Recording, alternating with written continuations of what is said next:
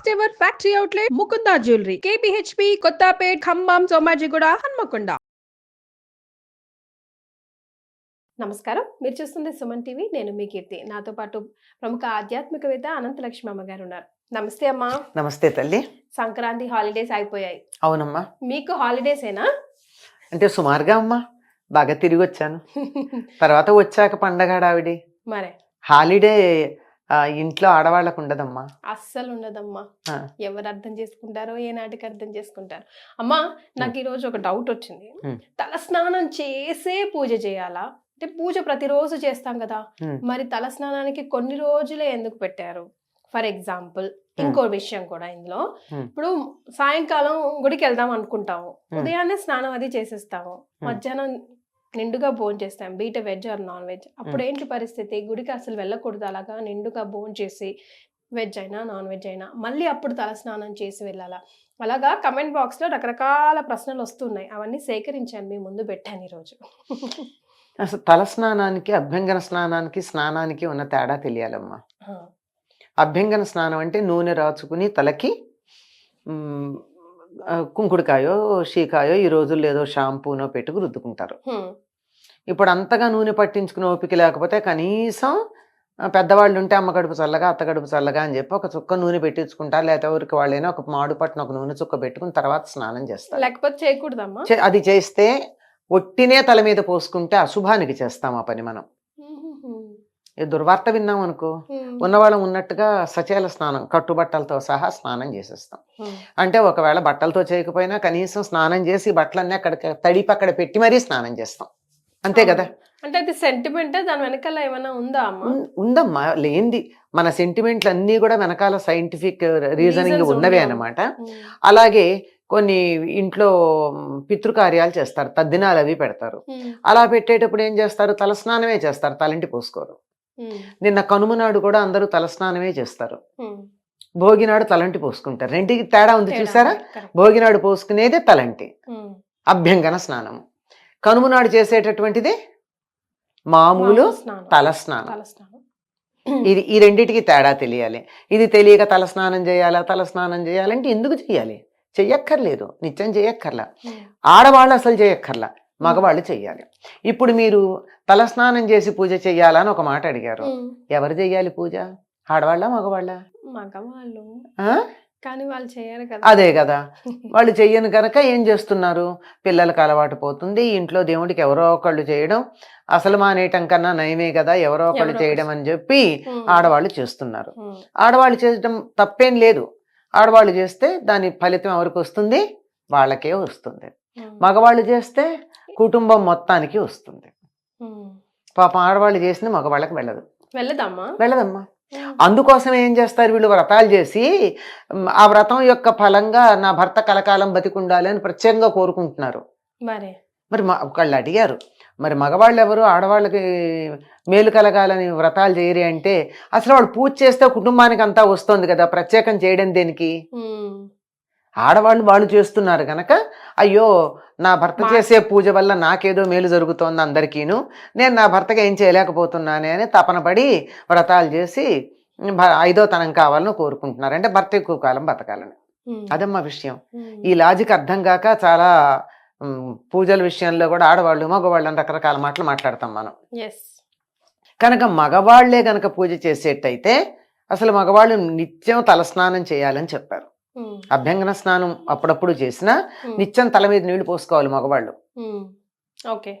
అట్లాంటప్పుడు అసలు తలస్నానం చేసి పూజ చేయాలన్న ప్రసక్తే లేదు, తప్పనిసరిగా స్నానం చేస్తారు. ఆడవాళ్లే చెయ్యాలంటే కూడా తలస్నానం చేసి పూజ చెయ్యాలన్న నియమం లేదమ్మా. ఒక్క ముత్తైదువులకి కంఠస్నానం చాలు. అంటే భర్త బతికున్నటువంటి స్త్రీలు కంఠస్నానం చేస్తే సరిపోతుంది. కంఠస్నానం అంటే మనం మామూలుగా చేసేది. అందులో భాగంగా మొహం కడుక్కోకుండా అయితే చెయ్యం గాని తల మీద పోసుకోవాల్సిన పని లేదు అని ఉద్దేశం. దానికి ప్రత్యేకంగా వాళ్ళు చేసేది మాత్రం అభ్యంగన స్నానం చేయాలి. తలకు నూనె రాచుకుని అప్పుడు తలంటూ స్నానం చేయాలి. తల అంటటం అంటే అది కూడా శనివారం బుధవారం ఏవో లెక్కలు చెప్పారు మన వాళ్ళు. సోమవారం అంత మాత్రమే చెయ్యాలి, ఆదివారం అస్సలు చేయకూడదు ఎవరును, ఇలాంటి మాటలు. కనుక ఇప్పుడు అర్థమయ్యింది కదమ్మా. ఉమ్. రోజు ఆడవాళ్ళు పూజ చేసేటైతే తలస్నానం చెయ్యాలా? చెయ్యక్కర్లేదు. చెయ్యనక్కర్లేదు. క్లారిటీ వచ్చిందా? ఎస్. అంతే, అంతకన్నా ఇంకేం లేదు. మగవాళ్ళు ఎలాగూ చెయ్యాలి గనక వాళ్ళు తప్పనిసరిగా స్నానం చేస్తారు, తల స్నానం చేసి పూజ చేస్తారు. వాళ్ళు చేయని పరిస్థితుల్లో అది లేదు ఇది లేదు, తల స్నానం లేదు, పూజ లేదు. ఏదీ లేని వాళ్ళ గురించి ఏం మాట్లాడతాం? మరి ఏదన్నా చేస్తే దాంట్లో మంచి చెడు తప్పు ఒప్పు చెప్తాం. అసలు ఏం చేయని వాడికి చెప్పేదే ఉంది, అదే సరిపోతుంది. ఎస్. ఎట్లా ఉంది. ఇంకా మీరు మధ్యాహ్నం సాయంకాలం పూజకి అన్నారు. సాయంకాలం పూజకి గుడికి వెళ్ళినప్పుడు హాయిగా కడుపు నిండా భోజనం చేసి పెడితే వెళ్ళొచ్చమ్మా, అందులో అనుమానం ఏం లేదు. కానీ మాంసాహారం తింటే అని అడిగారే, ఆ అడగడంలోనే తెలుస్తోంది కదా డౌట్ ఉందని. డౌట్ ఉందా? డౌట్ లేకపోతే ఎందుకు అడుగుతారు? అంటే ఇప్పుడు అమ్మవారి ఆలయానికి పర్వాలేదు అక్కడ నడుస్తుంది అని వెళ్ళిపోతూ ఉంటారు కొంతమంది, తిని తాగి పోలమ్మ పోచమ్మ హ్యాపీగా. అమ్మవారి కదా, గ్రామదేవతలు.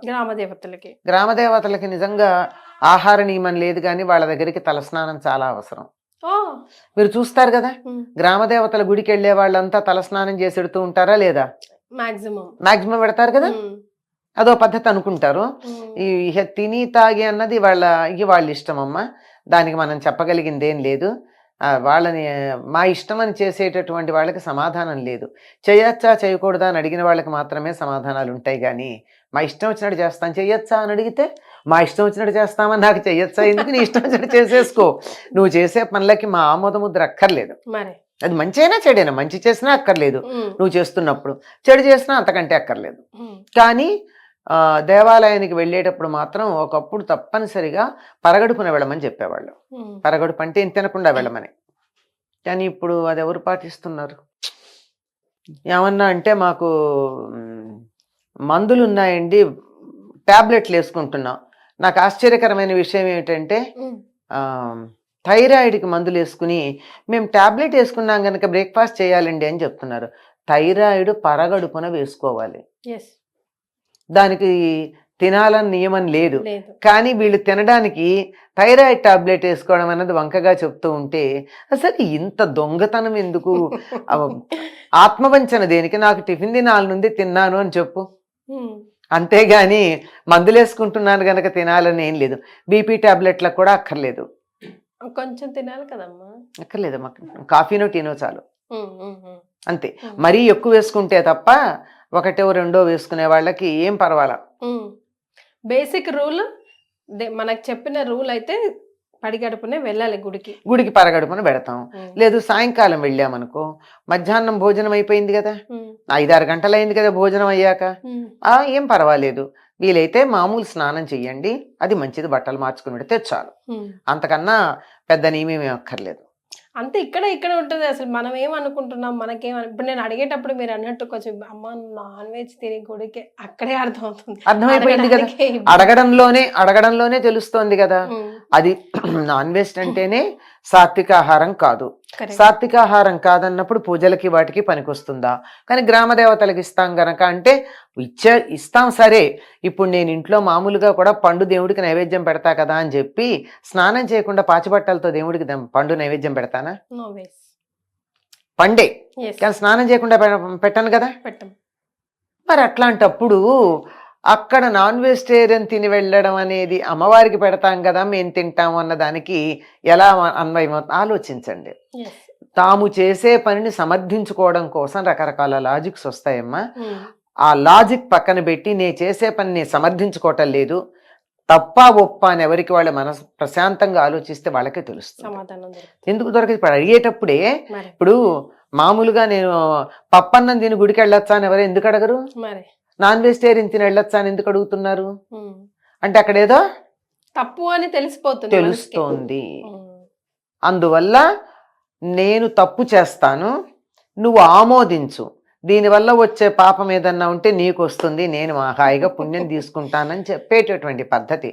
చాలా విషయాలు వీలైతే తినకుండా ఉండడం చాలా మంచిదమ్మా.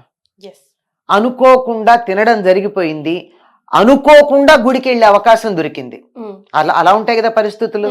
మరీ ప్రతిదాన్ని స్ట్రిక్ట్ గా పట్టుకుని రూల్స్ యంత్రాలం కాదు కదా. అట్లాంటి సందర్భంలో స్నానం చేసి వెళ్ళాలి. వీలైతే తల స్నానం చేసి వెడితే మంచిది. తలస్నానం ఎందుకని చెప్పాలి అక్కడ? అభ్యంగన స్నానం అనలా నేను, ఉమ్, తలస్నానం అన్నాను. మీరు గమనించాలి. యా, అంటే చేసింది తప్పు పని కనుక క్షమాపణ కోసం చేసుకునే స్నానం అది. ఓకే. అట్లీస్ట్ మనకే హ్యాపీగా అనిపిస్తుంది హ్యాపీ అనిపిస్తుంది. అట్లీస్ట్ బాత్ చేసి వెళ్ళాలి అన్నప్పుడు. కానీ కొత్త చీర కావాలమ్మా కొత్త ప్రతిసారి. ప్రతిసారి Washable. అక్కర్లేదమ్మా. ఉమ్, మనం మామూలుగా ఉతికి ఆరేసుకున్న చీరతో మనం పూజ చేసుకోవడము అన్నీ చేస్తాం. ఉమ్, పట్టు చీర కట్టుకున్నాం, పట్టు చీరతో గుడికి వెళ్ళాం, ఉమ్, అనిపిస్తుంది కదా ఇంట్లో ఉన్న పాత చీర కాకుండా పట్టు చీర కట్టుకోవాలని. yes. ఆ పట్టు చీర గుడికి వెళ్ళినా పూజ చేయాలన్నా దాంతో భోజనం చేయకుండా ఉన్నంత కాలం అది పనికొస్తుంది. Oh, ఒక్కసారి మీరు భోజనం చేశారంటే అది మళ్ళీ మనకి పూజకి పనికిరాదు. దీని వెనకాల లాజిక్ ఏముందమ్మా? తెలీదు, కానీ భోజనం చేశామంటే ఒకటి ఆహారం తినడం అయిపోయింది కదా, ఉమ్, అంచేత ఒక ఎంగిలి పూట పడ్డట్టు అన్నమాట. ఎంగిలి పడ్డట్టు అయిపోతుంది అంతే, అంతకన్నా ఇంకేం కాదు. నాట్ రియలీ ఫ్రెష్ కాబట్టి ఆ. మనం సాధారణంగా నాకు తెలిసి ఎవ్వరూ కూడా పట్టు చీరలు అవి కట్టుకుని కాలకృత్యాలకు వెళ్ళరు, ఉమ్, మార్చుకుని ఎడతారు. ఉమ్, అందువల్ల వాటికి దోషం లేదు. వాటితో కానీ కాలకృత్యాలకు వెడితే ఉతకందే పనికిరాదు. ఎస్, అది కొత్త వాటి విషయంలో. కొత్త వాటి. పాతవైతే నేను నిన్న కట్టుకున్నాలే చాకలు తెచ్చింది మళ్ళీ ఇవాళ కట్టుకుంటానంటే కుదరదు. సో ఇలాంటి రూల్స్ కొన్ని పాటించి సింపుల్ అమ్మా. వాటి వెనకాల అంతే. హైజీన్తో పాటుగా క్యారీ అవుట్ అయ్యే నెగిటివిటీ, ఉమ్, ఈ రెండింటిని దూరం పెట్టడం అంతే, అంతకన్నా అంతే. వేరే. Yes. Thank you so much అమ్మా. నమస్తే.